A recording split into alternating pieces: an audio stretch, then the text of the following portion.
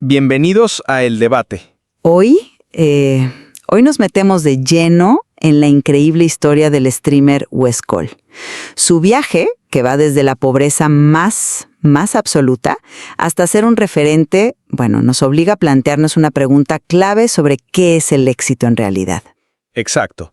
Y la pregunta que realmente guía toda nuestra conversación es, ¿qué fue lo que lo impulsó? O sea, por un lado tenemos esta idea de que su mentalidad, su fe casi mística en la llamada ley de atracción fue el motor. Y por el otro, la perspectiva de que su triunfo es el resultado de algo mucho más terrenal, ¿no? Un trabajo implacable, una disciplina forjada en el trauma y, la verdad, una capacidad sobrehumana para resistir la adversidad. Basándonos en todo el material que documenta su vida, yo voy a argumentar que el caso de Wes Cole es, el ejemplo perfecto de cómo la mente puede literalmente construir la realidad que uno desea. Y yo por mi parte defenderé que, aunque la mentalidad juega un papel, claro, su éxito se cimienta sobre acciones muy concretas y una resiliencia que solo se entiende cuando miras el infierno del que tuvo que salir. Es que para mí todo se reduce a una de sus frases más contundentes. La ley de atracción es totalmente real. A ver, su carrera no es una serie de casualidades, para nada. Es una secuencia de declaraciones que se fueron haciendo realidad. Mucho antes de tener algo, él ya estaba hablando de metas que, en ese momento, sonaban a puro delirio. Que si un Camaro, que si promediar 10,000 espectadores... Y la más ambiciosa de todas, colaborar con su ídolo, Arcángel. Y no paró ahí. Afirmó con una certeza casi escalofriante que una canción de su proyecto, White Sound, sería nominada a los Latin Grammy. Su frase fue, y cito, «Una vez que yo digo algo, se hace realidad». Y, ocurrió. Se convirtió en el primer streamer nominado. Digo, esto no es simple optimismo, es una convicción que casi parece profética. Cuando apenas lo veían 200 personas, él ya actuaba como si fuera una estrella, convencido de que era demasiado gracioso como para no crecer en Twitch. Esa fe inquebrantable, no solo fue su motor interno. Yo sostengo que fue en la fuerza que atrajo a las personas correctas, como su manager que apareció y le dijo, «Brother, te voy a cambiar la vida». Su éxito no fue suerte, fue un guión que él escribió en su mente mucho antes de que se materializara. Sí, entiendo perfectamente la lógica. Y la verdad es que es una idea muy seductora, pero si nos quedamos solo con eso, creo que estamos ignorando la parte más cruda y, para mí, la más admirable de su historia.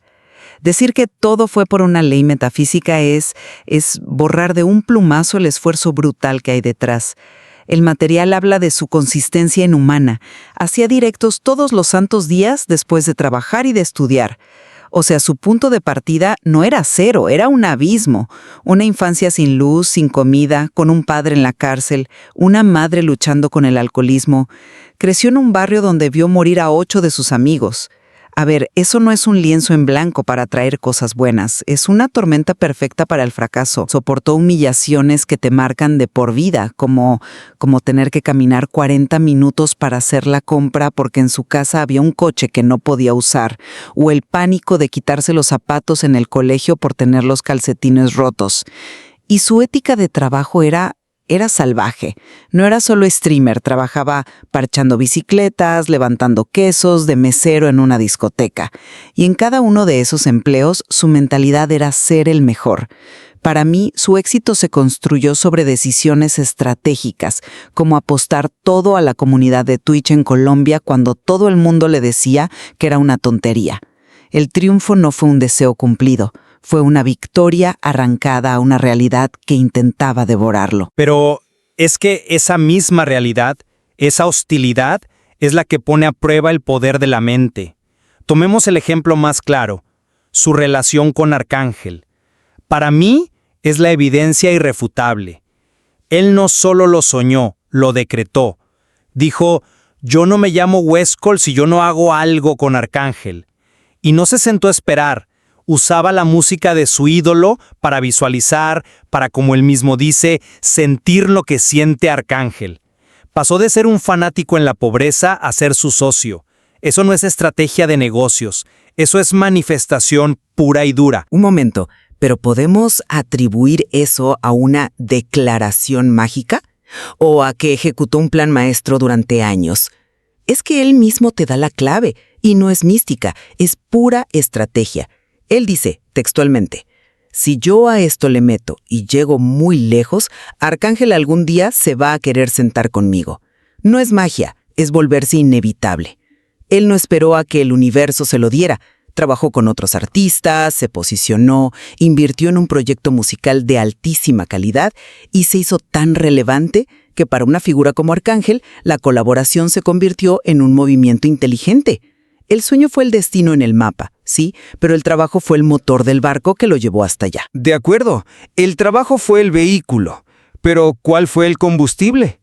Sin esa visión tan clara y obsesiva, ¿de dónde sacas la energía para ese trabajo inhumano? Cualquiera se habría rendido. Esa convicción no solo te da un objetivo, te da una resistencia psicológica que roza lo sobrenatural. Lo que él llama atraer es en realidad la capacidad de mantener un enfoque absoluto a pesar de todo el caos. Yo lo llamo de otra forma. Instinto de supervivencia. Y ese instinto se puso a prueba de la forma más brutal durante la pandemia. Ahí tocó fondo de verdad. Debía meses de alquiler y comía, según cuenta, arroz puro por días. Lo salvó su mentalidad en ese momento.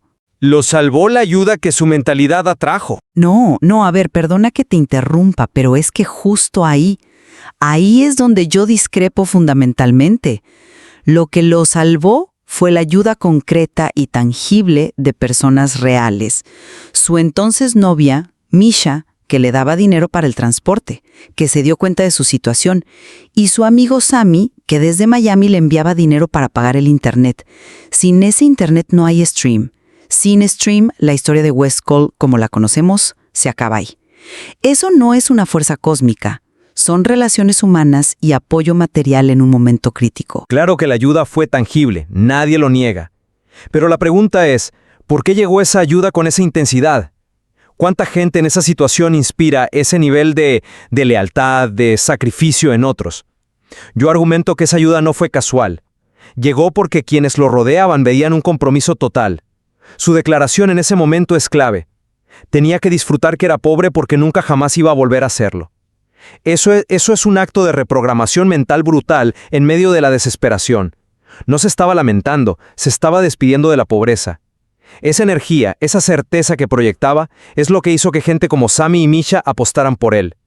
No apostaron por un soñador, apostaron por alguien que actuaba como si el éxito ya fuera un hecho. Yo sigo viendo una explicación más directa. No vieron una vibración. Vieron a un tipo que, a pesar de comer arroz solo, no faltaba a su cita con la cámara ni un solo día. No apostaron por su fe, apostaron por su consistencia. Vieron a alguien que, pasara lo que pasara, iba a estar ahí. Eso no es místico, es fiabilidad. Es la prueba de que su ética de trabajo era real, no solo un discurso. La ayuda llegó porque se la ganó con hechos, no solo con pensamientos. Pero los hechos nacen del pensamiento. Y cada adversidad que enfrentó parece que afiló su capacidad de pensar de esa manera. El bullying por su estatura, las burlas en el colegio por sus videos, la gente que lo despreciaba, todo eso, en lugar de hundirlo, se convirtió en el combustible para visualizar con más fuerza. Él mismo lo dice, que a esa gente hay que agradecerle porque es cuando usted se motiva más. Transformó la energía negativa de su entorno en el motor de su manifestación. Como combustible para un poder mental. Yo la veo como un yunque y un martillo que forjaron un carácter de acero. No le dio poderes místicos, lo obligó a ser más fuerte y más astuto para sobrevivir. La ausencia de su padre, según él, me dio la ambición de querer salir adelante. No fue una visualización, fue una carencia real que lo empujó a la acción. El baneo de Twitch, que lo sumió en una depresión, ¿qué hizo? Lo forzó a buscar un manager y a profesionalizar su carrera. No son eventos que alimentan un poder de atracción, son crisis que demandan respuestas prácticas, respuestas estratégicas. ¿Pero no son ambas cosas a la vez? Una crisis te exige una respuesta, de acuerdo, pero la calidad de esa respuesta depende de tu marco mental. Otra persona en su lugar se habría hundido tras el baneo, se habría acabado. Él, en cambio, lo usó para reestructurar su carrera y volver más fuerte. La crisis fue el catalizador, sí, pero su mentalidad de todo lo que digo se hace realidad fue lo que determinó la dirección de su respuesta, hacia arriba, no hacia abajo. Construir uno a pesar de un pasado devastador. La resiliencia que desarrolló no es una ley universal que cualquiera puede aplicar, creo yo. Es una adaptación psicológica a un trauma extremo. La muerte de su hermano, el abuso, el entorno violento, esas son experiencias que te obligan a desarrollar una coraza y una determinación sobrehumanas simplemente para no quebrarte.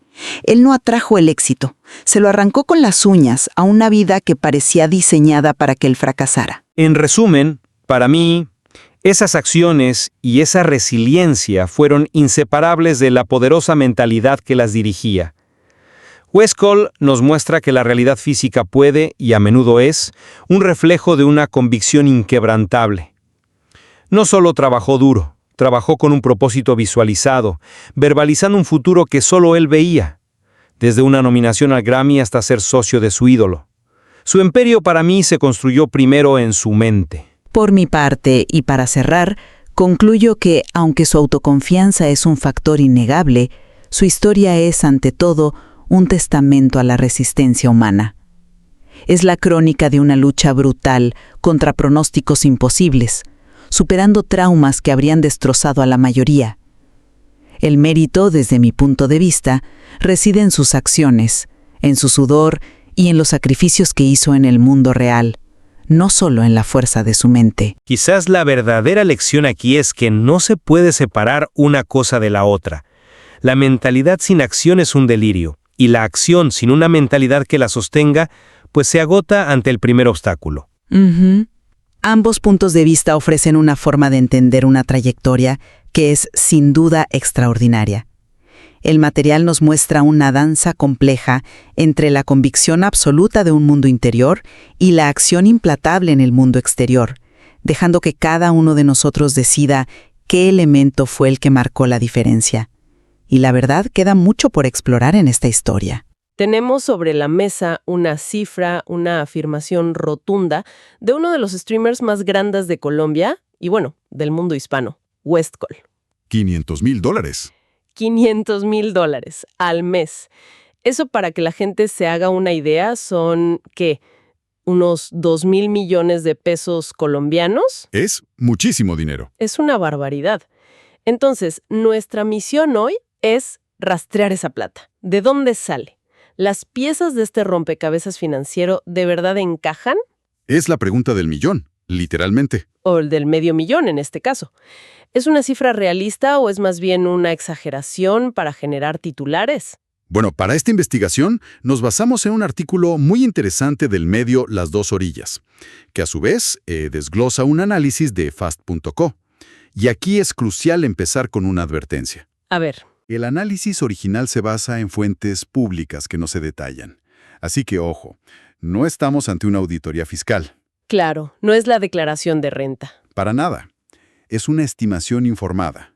Nuestro trabajo va a ser interpretar esos datos y entender el modelo de negocio que hay detrás de todo esto. Entendido. Es como un mapa del tesoro, aunque no sea el tesoro en sí. Pues bueno, vamos a desglosar esto. La idea es entender cómo se construye un imperio así, ladrillo por ladrillo digital, para ver si al final la suma nos da. Exacto. Empecemos por la base, lo que todos conocemos, las plataformas. Hablemos de Twitch y YouTube. Son sus escenarios principales, ¿no? Correcto. Vemos millones de visualizaciones, horas y horas de transmisión en vivo, pero la popularidad por sí sola no paga las facturas.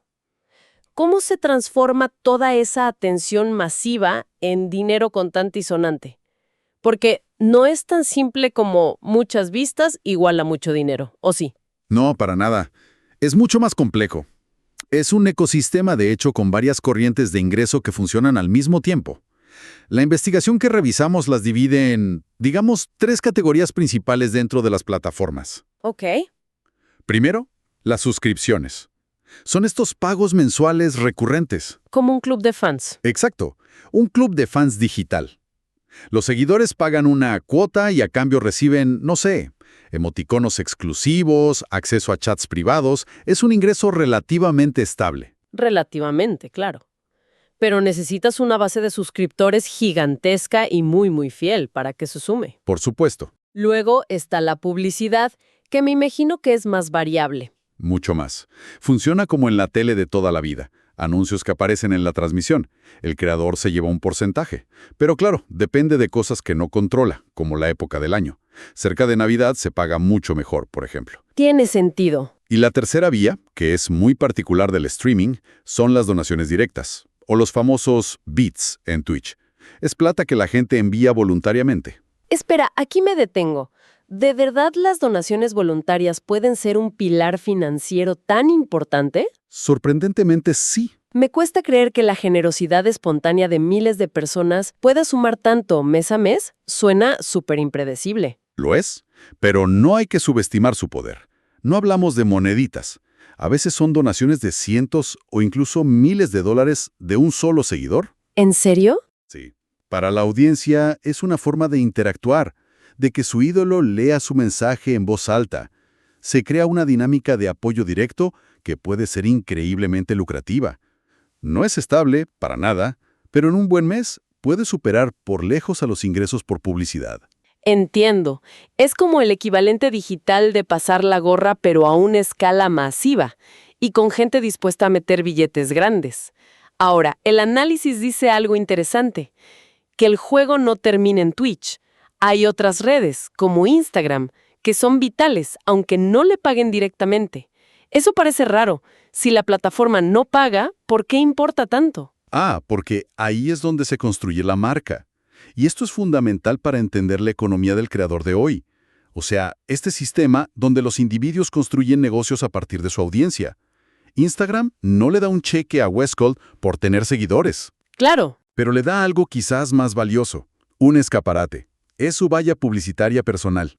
Ahí no solo mantiene el contacto con su gente, sino que proyecta una imagen, un estilo de vida. Es decir, Twitch es la fábrica donde se produce el contenido.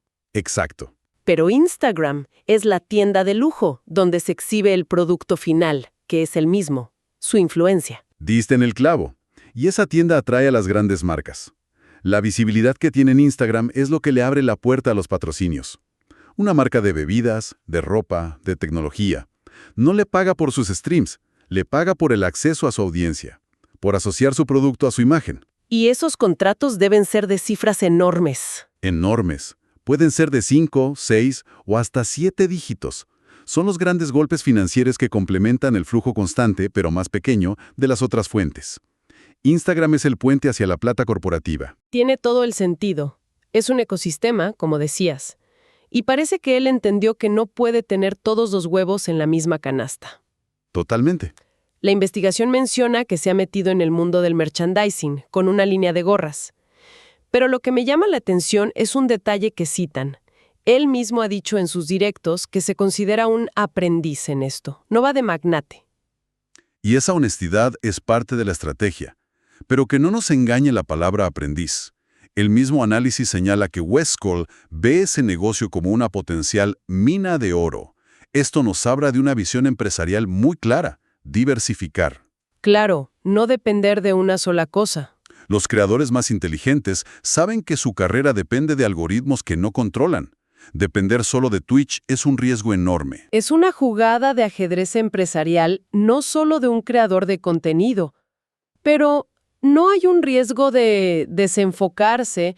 Vender gorras es logística, producción, envíos. Sin duda hay un riesgo. Es otro mundo, completamente distinto a jugar videojuegos frente a una cámara. Sí, pero los beneficios, creo, lo superan. Primero, es una fuente de ingresos que él controla al 100%. No hay un YouTube o un Twitch llevándose un pedazo. Buen punto. Y segundo, fortalece la marca de una manera increíble. Un seguidor que compra una gorra ya no es solo un espectador, es un cliente. Se convierte en un embajador en la calle. Transforma una comunidad virtual en algo físico. Exacto. Pasas de ser un producto mediático a ser una marca de consumo. Vale, entiendo la lógica. Buscar el control. Y supongo que esa misma estrategia es lo que lo llevó a su movimiento más polémico, que también se menciona en el análisis, su fichaje por Kik. Exacto. El contrato con Kik es probablemente la pieza más grande y más opaca de todo este rompecabezas. Para poner en contexto, Kick es una plataforma nueva que está intentando competir con el monstruo que es Twitch.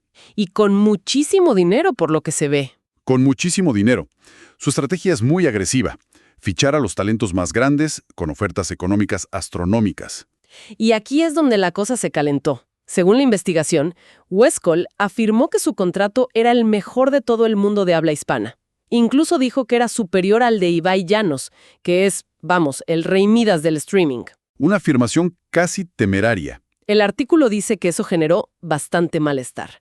Es que es una afirmación muy, muy audaz. Lo es, considerando que Ibai organiza eventos que mueven millones.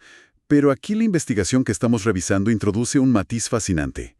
Reporta la controversia, pero añade, y cito, que otros influencers conocedores del área le han dado la razón. Ah, mira. ¿Pero dice quién es? No, y eso es un poco frustrante, pero abre la puerta a una posibilidad. ¿A cuál? ¿Que de verdad esté ganando más que Ibai con un solo contrato? Suena a locura. No necesariamente en ingresos totales, pero sí en las condiciones de ese contrato, de exclusividad. A ver, estos contratos son secretos, pero se sabe que pueden incluir un salario base fijo millonario, solo por transmitir ahí. Ok, un sueldo garantizado. Y bonificaciones por metas. Y lo más importante, un reparto de ingresos por suscripción mucho más favorable. Mientras Twitch se queda con un 30 o hasta un 50%, se rumorea que Kick solo se queda con un 5%. ¡Wow! Eso cambia todo el juego. Por completo. Estamos viendo una guerra de talentos y Kick está usando la plata como su principal arma. Entonces, la afirmación de Westcol, más que una fanfarronada, podría ser una jugada estratégica para posicionarse. Podría interpretarse así. Sea como sea, ese contrato es un ingreso masivo y garantizado que eleva su base financiera a otro nivel. De acuerdo. Hemos hablado de suscripciones, publicidad, donaciones, patrocinios, merchandising, contratos millonarios. El mapa está casi completo. Volvamos a la pregunta inicial, a los $500,000. Si juntamos todas las piezas, ¿cuál es el panorama final? ¿Se sostiene la cifra? Aquí es donde el análisis de Fastco intenta consolidar todo. Y después de evaluar estas múltiples fuentes, la estimación final de sus ingresos mensuales se sitúa en un rango muy amplio. ¿De cuánto? Entre $300,000 y $700,000. Y lo realmente revelador es que la cifra que él mismo lanzó, los $500,000, cae justo en el medio de esa horquilla. O sea que no es descabellado. No lo confirma, claro, pero le da un aura de credibilidad. Lo hace plausible. Y el artículo va más allá, traduce esto a pesos colombianos y las cifras son de locos.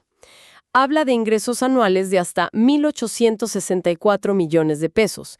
Y luego está el patrimonio neto, que para que quede claro, hablamos de la suma de todo lo que tiene menos sus deudas, ¿correcto? Correcto. Básicamente lo que vale en el banco y en propiedades. Y la estimación es... Entre 1.200 y 2.800 millones de pesos.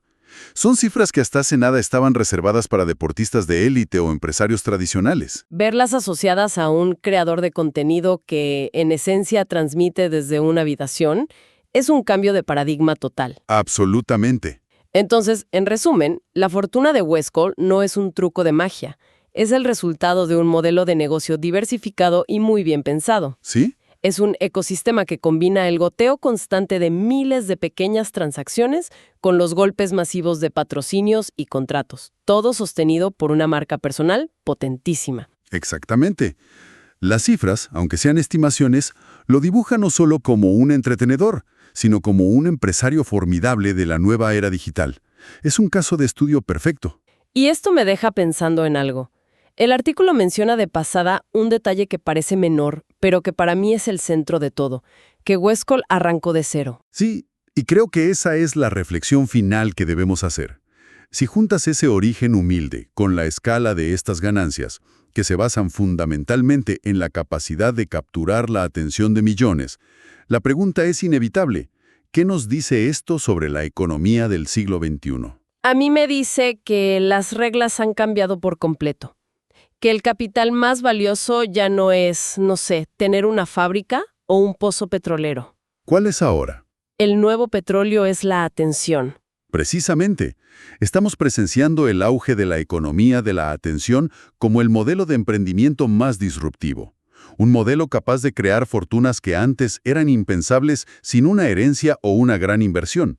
La materia prima hoy, para gente como él, es la conexión humana a través de una pantalla. Cierto. Y el gran interrogante que nos deja este análisis ¿es este un modelo sostenible a largo plazo? ¿O es una burbuja dorada que depende de la atención fugaz de las masas? Esa es la pregunta que solo el tiempo podrá responder.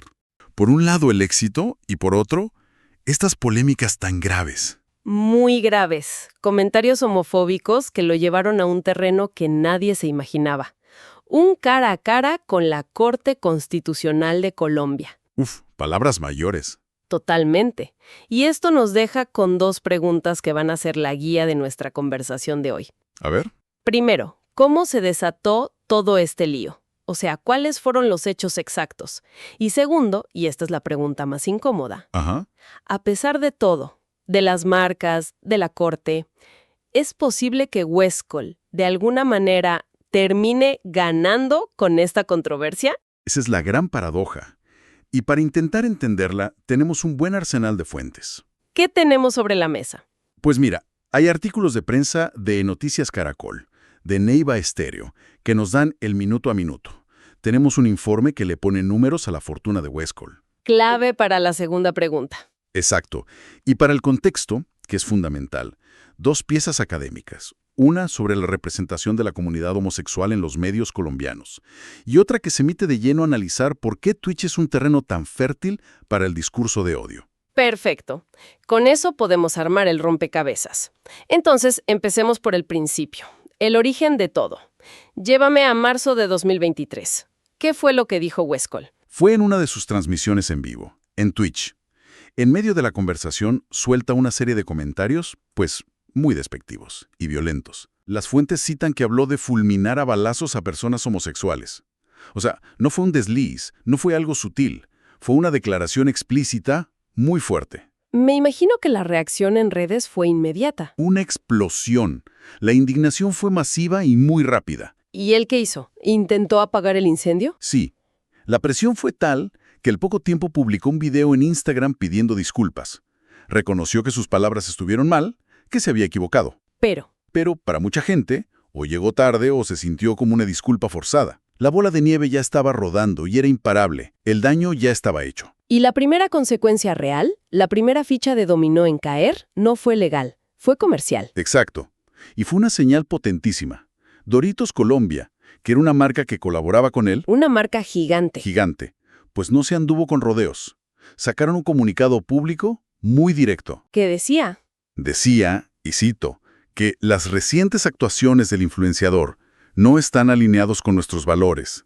Y remataron diciendo que eliminaban todo el contenido con él y que no volveremos a contar con sus servicios. Uf, qué demoledor. En el mundo de los influencers, eso es un golpe público durísimo. Durísimo. Es cerrar una puerta de forma muy visible para todos los demás. Pero la historia no terminó ahí. Esto escaló de una forma que, creo, nadie se esperaba. Pasó de lo comercial a lo judicial. Totalmente. Un activista de la comunidad LGBTIQ+, presentó una acción de tutela. Que en Colombia es un mecanismo para proteger derechos fundamentales, ¿cierto? Exacto. Argumentó que los comentarios de Westcol eran discurso de odio y vulneraban los derechos de toda una comunidad. Y el caso fue subiendo, de tribunal en tribunal, hasta que llegó a lo más alto, a la Corte Constitucional. Un momento. La Corte Constitucional, la que define las leyes más importantes del país, se detuvo a analizar lo que dijo un streamer en Twitch. Eso en sí mismo ya es un precedente enorme. Es que eso es lo histórico del caso. La Corte no solo lo admitió, sino que emitió una sentencia, la T-061 de 2024. Y las órdenes contra Westcol son fascinantes. No es una multa, no es cárcel. ¿Qué le ordenaron hacer? 3 cosas muy específicas. Primero, publicar la sentencia completa en todas sus redes sociales. O sea, usar su propia plataforma para mostrarle a su gente que lo sancionaron. Una especie de confesión pública forzada. Interesante. ¿Qué más? Segundo, le ordenaron crear contenido para informar a su audiencia sobre el impacto negativo de los discursos de odio. Básicamente le dijeron, usted generó un daño, ahora use su influencia para reparar y educar. Vaya. O sea, una sanción pedagógica. Y la tercera es quizás la más llamativa. Tiene que participar en una jornada de capacitación sobre los derechos de las personas LGBTIQ+, organizada por el Ministerio de Justicia. ¡Wow! Eso es ir mucho más allá de un castigo. Pero, una pregunta, ¿la corte se quedó solo con Westcol o miró a la plataforma? No, y ese es un punto clave. La Corte también le dio un tirón de orejas a YouTube, donde también estaba el video. Dijo que la plataforma no tenía un mecanismo oportuno y eficaz para gestionar estos reclamos. Un mensaje para todo el ecosistema. Un mensaje muy claro. Ustedes, las plataformas, también son responsables. Y ese llamado de atención me lleva directo a una de las fuentes que mencionaste, la investigación sobre Twitch. ¿Por qué estas plataformas se convierten en este caldo de cultivo? El estudio apunta a varios factores. El primero es la demografía. Casi la mitad de la audiencia de Twitch tiene entre 18 y 24 años. Un público muy joven, muy influenciable. Justo. Están formando su identidad, pero lo más crucial es la estructura misma de la plataforma. ¿Te refieres a que es en vivo? A eso y a más. El hecho de que sea en vivo hace la moderación casi imposible en tiempo real. Para cuando alguien reacciona, el daño está hecho, pero además fomenta comunidades muy cerradas. Como burbujas. El estudio las llama cámaras de resonancia. Dentro de su canal, el streamers es la autoridad máxima. Sus ideas, por más polémicas que sean, se refuerzan entre sus seguidores, sin que entre una voz externa a cuestionarlas. Entiendo. Se crea un microclima con sus propias reglas. Y supongo que esto conecta con la otra investigación, la de la representación en medios colombianos. Conecta perfectamente, porque los comentarios de Westcol no nacen de la nada. Claro, hay un contexto cultural. Exacto. Ese estudio analiza las telenovelas, por ejemplo, y muestra cómo durante años se representó a los personajes homosexuales, ¿Y qué encontró? que casi siempre caían en estereotipos muy marcados.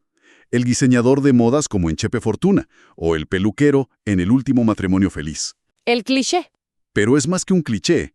El estudio argumenta que se usaban como alivio cómico.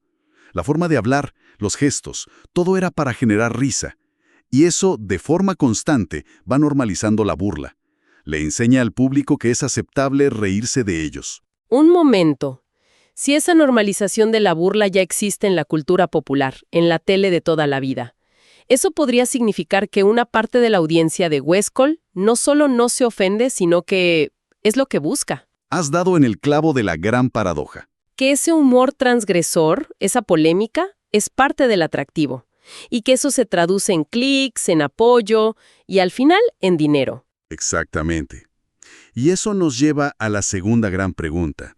Porque mientras la justicia lo sanciona, los números de su negocio podrían estar contando una historia muy distinta.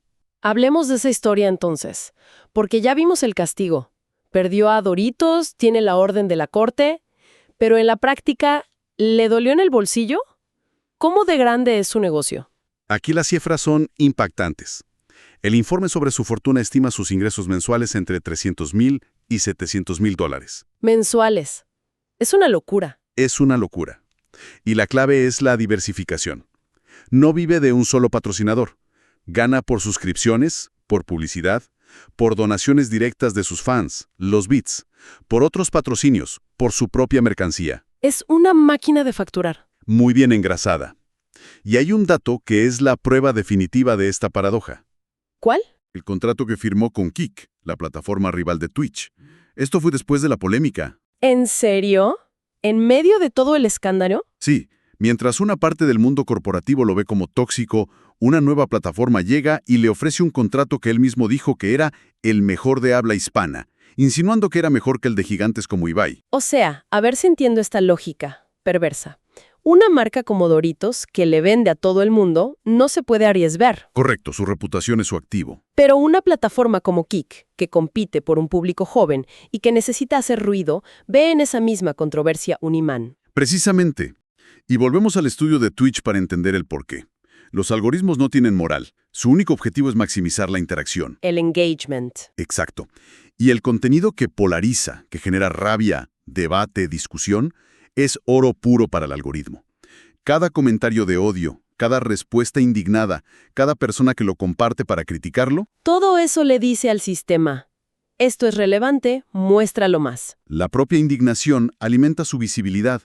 Y hay otro factor, que es psicológico. ¿Cuál? Para su comunidad de seguidores más fieles, estas sanciones no son una derrota, son una validación. Ah, claro. La narrativa cambia. Ya no es, Westcott dijo algo horrible, se convierte en, están atacando a nuestro ídolo con la cultura de la cancelación, tenemos que defenderlo. Perder un patrocinio se vuelve una medalla de honor, una prueba de que es auténtico. Fortalece la lealtad de su base de una forma que un contrato con una marca de snacks nunca podría. Es un círculo vicioso. Entonces, si hacemos un resumen de todo lo que hemos hablado, el panorama es increíblemente complejo. Mucho. Tenemos a un streamer de éxito que dice algo inaceptable. Esto provoca consecuencias reales y sin precedentes. Una marca global lo abandona y la máxima corte de su país le impone una sanción educativa. Pero, y aquí está el nudo del asunto, el sistema que lo castiga en el mundo, digamos, cívico y corporativo, Ajá. es en parte el mismo sistema que lo recompensa en el ecosistema digital. La sentencia de la Corte es un hito sin duda, un mensaje de que hay límites. Pero no cambia el modelo de negocio de las plataformas. No.